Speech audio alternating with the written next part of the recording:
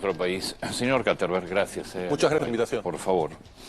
Estamos hablando un poquito fuera del aire sobre la dinámica que estamos viendo. Primero, me parece como muy violento todo.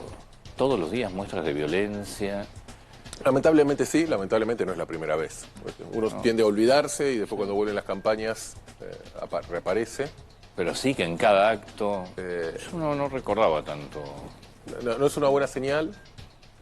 Tampoco, si querés, Antonio, sobre todo en lo que estamos viendo en la provincia de Buenos Aires, que es la elección más importante. Bueno, este domingo tenemos Corrientes, pero después, en 10 días, tenemos la provincia de Buenos Aires, la elección local, que ahí hay una estrategia de campaña del gobierno que también lo plantea desde la negatividad, cosa que a mí me sorprendió, porque el gobierno tiene elementos bastante robustos para hablar desde los logros conseguidos y para proponer un nuevo contrato, armar una nueva propuesta, una nueva promesa a un sector de la sociedad.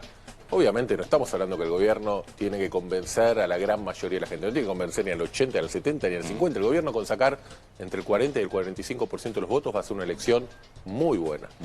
Entonces, cargar todas las tintas en una campaña negativa, cargar todas las tintas en una confrontación con el kirchnerismo, cargar todas las tintas en el cuca, también predispone un clima, y yo creo que para mí es un error del gobierno que además deberá modificar después del 7 de septiembre, porque la dinámica de las elecciones en el resto de las provincias no pasa por el eje kirchnerismo-antikirchnerismo. No. En el resto de las provincias la presencia del kirchnerismo está muy reducida hace mucho tiempo, y el gobierno tendrá que encontrar en esta turbulencia en la que se metió en los últimos mes y medio, 2 meses, porque el gobierno venía con una dinámica muy favorable y entró, yo creo, a partir de errores propios en una mayor incertidumbre.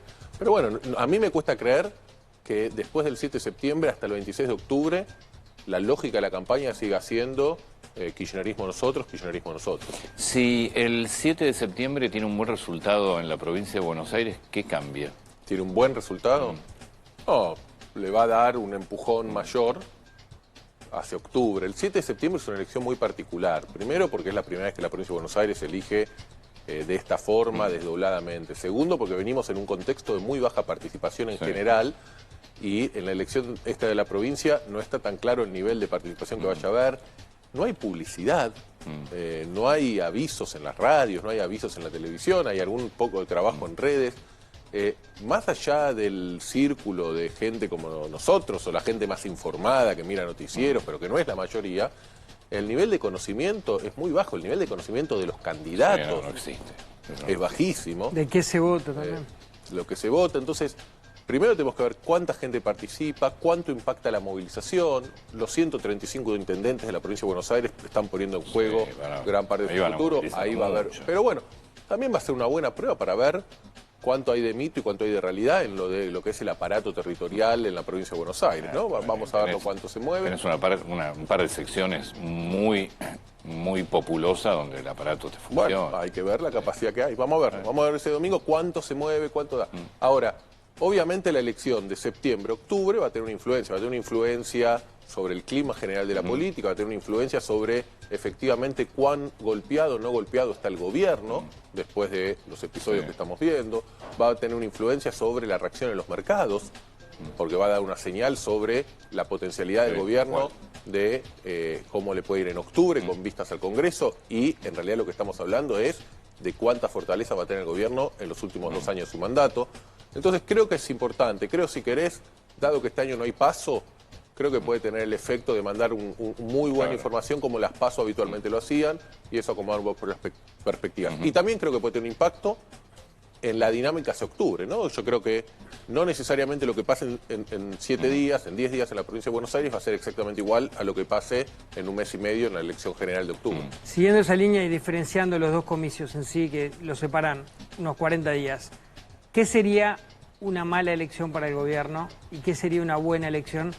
No sé si en términos porcentuales hay que medir la elección sección por sección, hay que hacer un acumulado. No, a ver.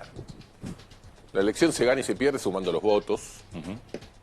¿Qué sería la buena elección para el gobierno? A ver, yo no descarto que el gobierno pueda perder la elección de septiembre, o que vaya camino a perder la elección de septiembre. El gobierno, Milei en la provincia de Buenos Aires perdió las 3 elecciones en las que participó. Incluso la suma, obviamente perdió el balotaje, eso significa que cuando sumado los votos de la Libertad Avanza, más los de Patricia Bullrich, no les alcanzó. El gobierno aspira a que si hay una derrota y se está encargando de hacer bajar las expectativas de esta elección y anticipando que posiblemente pueda haber una derrota, que si hay una derrota esté dentro de un margen tal que sea posible y sea lógico y suene razonable al oído de la mayoría de la gente una reversión hacia octubre. Yo creo que existen esos argumentos. Primero, porque ahora hay candidatos que le quitan más votos en algunas secciones electorales, intendentes de secciones electorales que no juegan dentro del armado del gobierno, que en octubre no va a estar. En octubre, por lo contrario, el voto opositor encuentra más opciones. En octubre va a estar Grey, va a estar Randazzo. La elección más tradicional. Además, los intendentes ni se van a mover en octubre. El segundo punto es el que acaba de decir. O sea, el primer punto es, hoy la estructura de los candidatos perjudica, si querés, un poquito más al gobierno. En octubre, los candidatos que va a haber van a atomizar más la oposición. Eso le va a poder dar la posibilidad al gobierno de crecer. El segundo punto es este. En el armado y en el desdoblamiento que terminó ocurriendo, toda la estructura local y el juego del peronismo está puesto acá. De hecho, la expresidenta Cristina Kirchner le dijo, muchachos intendentes, de ustedes para octubre no está ni uno solo en la boleta. Entonces, todo ese juego, todo ese impulso local también va a estar abajo. Tercer punto, el gobierno podrá tratar de usar, si el resultado no es positivo en septiembre, pero no es positivo dentro de un margen, porque si es malo por mucho, eso te genera a su vez una dinámica donde te termina afectando las dinámicas económicas, las expectativas, y eso te lleva a ser más complicado octubre. Pero si es un resultado, si querés, negativo pero acotado, bueno, el gobierno podrá usar eso para convocar a mayor asistencia, para decir a la gente, mire lo que ocurre, necesitamos que voten, para invertir la carga y tratar de polarizar, como muchas veces Cambiemos lo hacía cuando entre las PASO y las elecciones generales quien más crecía era el voto concentrado antikirchnerista. ¿Cómo puede pegar el tema de las escuchas en las elecciones? Mira, yo creo, Antonio, las escuchas tenemos que ver cómo evoluciona. Perdón. Pero yo creo que el problema del gobierno viene antes que las escuchas. El gobierno venía muy paso firme hasta hace 2 meses atrás y se mandó 2 macanas autoinfligidas bastante importantes. Una de índole política, otra de índole económica.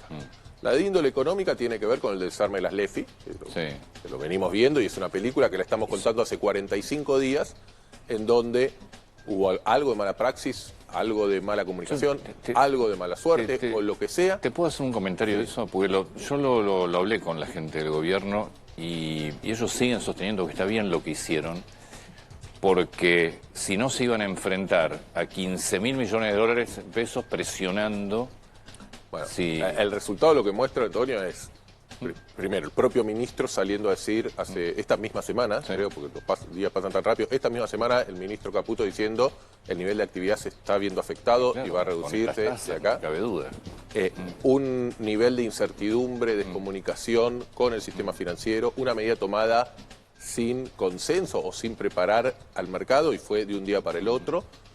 Sea cual sea la razón que sea, lo que estamos viendo es que hace 45 días la dinámica económica cambió y esto afecta no solo a los bancos, que por ahí la gente piensa que es algo alejado, lo termina afectando a las pymes que tienen que contar un cheque al 80, al 100% y está pinchando, está empezando a revertir algo que venía muy firme, que era el crecimiento de la economía y el crecimiento del consumo. Menos cuotas, más tasas, etcétera, etcétera.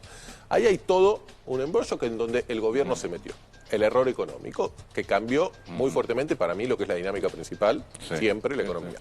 El segundo error es el político, en tanto no transformar en acuerdos electorales los acuerdos políticos que durante 1 año y medio desarrolló con las provincias. El otro día Malamud hizo un tuit muy claro y muy conciso que mostraba esta idea. Decía, entre el que empezó el gobierno de Milei hasta abril hubo 15 votaciones en el Congreso, o 17 votaciones en el Congreso. El gobierno ganó 15. Desde abril hasta ahora hubo otras 17 votaciones en el Congreso. El gobierno perdió 16.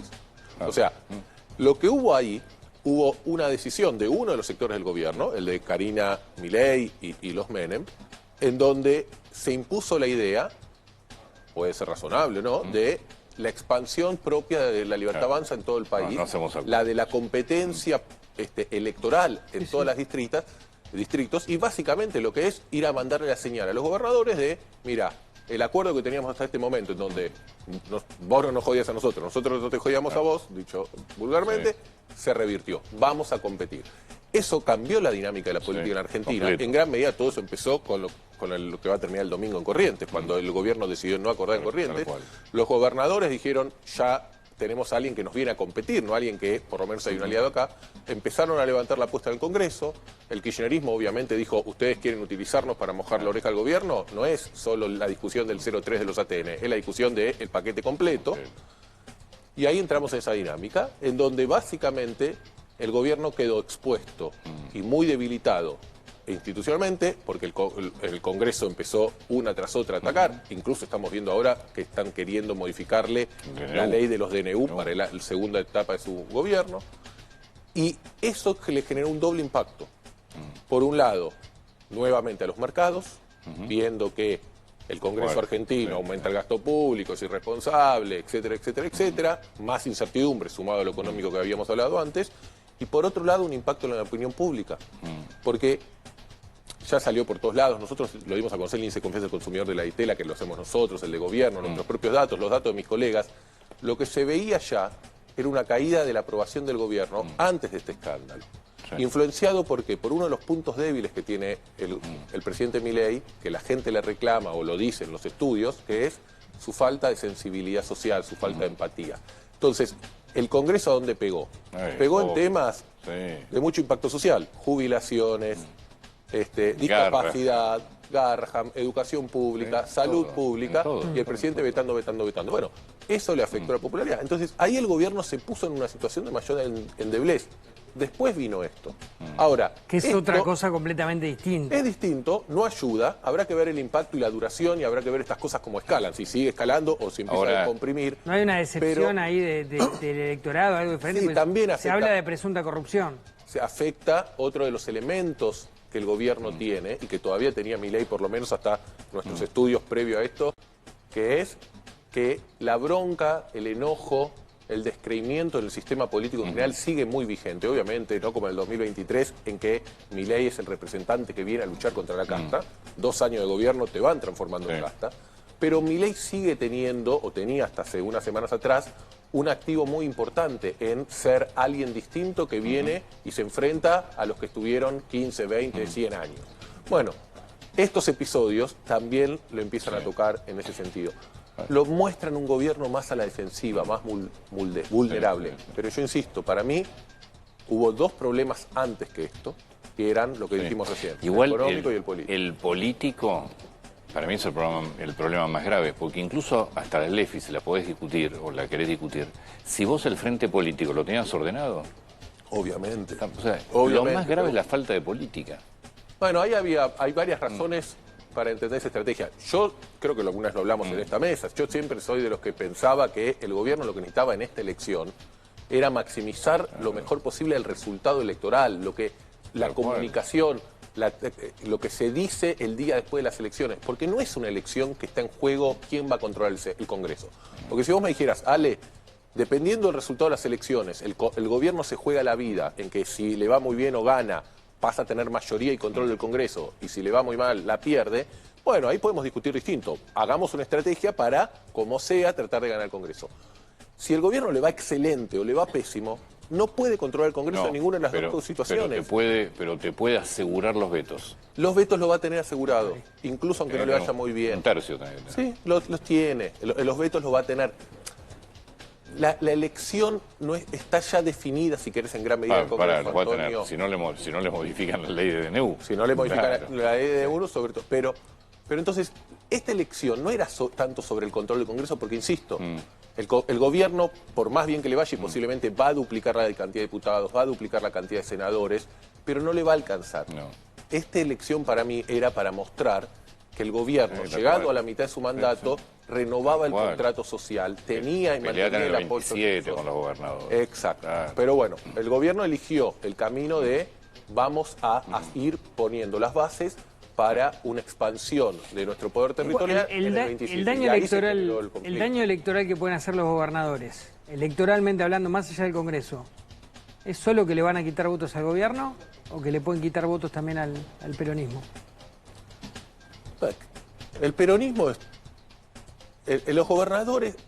A ver, déjame que te lo corrijo. El peronismo viene muy dañado. El peronismo pasó de tener hace no muchos años atrás 20 gobernadores, después 14, hoy tiene 7. El peronismo no controla el Senado. ¿En cuándo en nuestras vidas el peronismo no controló el Senado? Y después de esta elección va a perder aún más senadores, o sea que va a seguir sin tener control del Senado. Nadie controla nada porque estamos en un contexto de la política donde está todo fragmentado, todo dividido, todo atomizado, donde los liderazgos nacionales están claramente diluyéndose, donde Cristina Kirchner o Mauricio Macri no tienen capacidad de influir sobre las decisiones de los gobernadores del interior, etcétera, etcétera, etcétera. Entonces, esa estructura del peronismo viene golpeado. ¿Qué es lo que para mí está en juego en la política argentina? Es esta cuestión de la fragmentación, la atomización.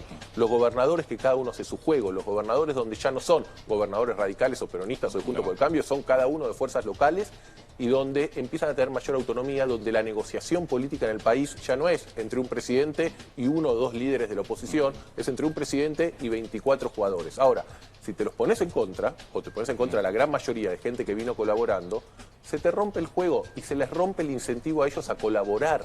Porque en gran medida, decime de los 24 gobernadores, ¿cuántos están pensando en ser presidente dentro de 2 años? Y varios. ¿En 2 años? No, por lo menos 2 o 3. Yo te anoto, te van a decir que no, pero te puedo anotar a Yerllora, seguro. a Puyaro, a Nacho Torres, esos 3, más Kicillof. Para mí la Te van a decir que no, pero... Para mí la dinámica de los gobernadores era afianzar el poder, sobre todo porque muchos de ellos son nuevos, porque hay una estructura que quieren ir consolidando y porque mientras el gobierno las cosas fueran bien o vayan a seguir yendo bien, no había una confrontación, un peligro de que el gobierno lo fuera a competir. Te metiste en el territorio de ellos. Eso cambia en esa dinámica. Ahora, hay sectores del gobierno que te dicen, escúchame, nosotros no podemos ir a la segunda etapa del gobierno estando tan débiles. Nuestra estrategia es ir a pegarles un bife en sus propios territorios de forma de que sientan nuestra presencia y eso cambie la dinámica de la negociación. Eso es razonable, puede ser razonable. Las consecuencias las vamos a terminar de ver en octubre, pero lo que está claro es que ahí hubo un acuerdo político que le permitió al gobierno de Milei, en una debilidad muy grande institucionalmente durante el primer año y medio, poder navegar sin demasiadas turbulencias y que a partir de que se tomó la decisión, yo creo, primaria por parte del gobierno de ir a la confrontación y no a los acuerdos, todo el ruido político empezó a cambiar en la Argentina. Tengo una última pregunta, no sé ¿Qué imaginás del país, de la Argentina, con una derrota del oficialismo? ¿En octubre? Sí. No, el gobierno no puede perder en octubre. El gobierno no va a perder en octubre si la definición de perder es quién sacó más votos. Sí, bueno, es esa la definición. Sí. El gobierno va a ser la fuerza política que más votos saque en el agregado del país. Porque, de vuelta a lo que acabamos de decir, no es que compite la Libertad Avanza contra otras 2 o 3 fuerzas nacionales. Compite la Libertad Avanza contra el peronismo que logró a último momento unificarse en 14 distritos, contra un montón de amalgama de fuerzas provinciales y no mucho más. Entonces, en la suma de votos, el gobierno va a ganar. En la cantidad de diputados y senadores que consigan o que renueven o que crezcan, el gobierno va a ganar. Ahora, no escapándome de tu pregunta, el gobierno acá se juega mucho en un margen de votos no tan grande, Antonio. Si el gobierno termina algo cercano al 35% de los votos nacionales, el impacto va a ser muy negativo. Sí, porque la lectura política va a ser, che, después de 2 años supuestamente exitosos, Milei solo pasó del 30 al 35. Y si sumamos el 30 de Milei más los 20 de Patricia Bullrich, cayeron 15% de los votos. Entonces, ¿cómo puede ser, después de que supuestamente el presidente fue muy popular durante 2 años, estabilizó la economía, etcétera, etcétera, solo creció 5 puntos, él solo, sin incluir a los aliados del PRO? Entonces, eso va a ser un impacto muy negativo. El otro extremo es 45 puntos. Si el gobierno se acerca a algo parecido a los 45 puntos, que yo creo que estaba en condiciones de hacerlo por cómo venía la dinámica y se empezó a alterar por todo esto que acabamos de hablar, con 45 puntos nacionales, el impacto va a ser muy positivo, porque básicamente la lectura de los mercados, de los inversores, de los factores de poder, de la política, de los empresarios, es este gobierno con 45 puntos ya tiene la reelección. Ahora, bueno, la tenía Macri también en el 2017. Está bien, pero ¿eh? Es una condición necesaria, no suficiente. Después, como le pasó a Macri sacó 40, pero con 45 puntos es la mejor elección de mitad de término desde el 2005 de Néstor Kirchner. Las elecciones en mitad de término, todo pasa tan rápido en el mundo que te puede ir muy bien y a los 3, 4 meses esto se derrumba. Ahora, si te va muy mal ya te complica. Es condición necesaria, no suficiente. Entre 35 y 45 puntos el gobierno va a estar. Cuanto más se acerca al número superior, la lectura va a ser positiva y eso lo puede ayudar a algo económico que es lo más importante o el desafío más importante que el gobierno tiene, que es cómo baja el riesgo país para que pueda volver a los mercados, porque el gobierno necesita sí o sí el año que viene empezar a hacer rollover de deuda. No va a estar el blanqueo, no va a estar el nuevo como hubo el año pasado. Tenés que aflojar la tasa para que la actividad vuelva a moverse. Exacto. Entonces, ese mensaje es importante y esa es la consecuencia económica de la elección. Ahí volvemos a lo que estábamos hablando. Che, ¿no era mejor para este año tratar de generar la mayor cantidad de acuerdos posible para mostrar el número más alto y que el impacto sobre la economía sea el mejor posible y no al revés? Y todas las peleas políticas, territoriales y de expansión, ¿la dejás para adelante? Bueno, estamos ahora en este lugar. Vale, mil gracias. Gracias a ustedes.